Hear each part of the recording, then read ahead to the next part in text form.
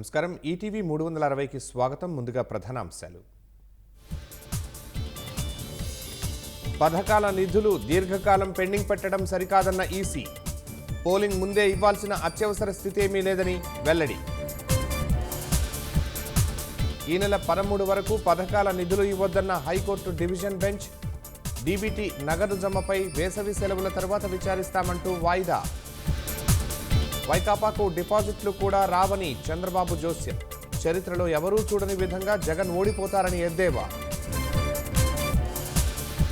పిఠాపురం నియోజకవర్గంలో పవన్ కళ్యాణ్ భారీ road show. Vaikapa పాలనలో భూములకు ఆడబిడ్డలకు రక్షణ లేదని ధ్వజం. రాక్షస సైన్యంతో జగన్ తన పుట్టుకని అవమానించారన్న షర్మిల.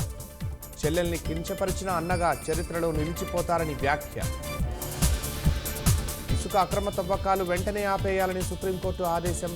మైనింగ్పై ప్రభుత్వ చర్యలు క్షేత్రస్థాయిలో కనిపించలేదని ఆగ్రహం. చేతికి మట్టి అంటకుండా ఓటర్లను ప్రలోభాలకు గురిచేస్తున్న వైకాపా.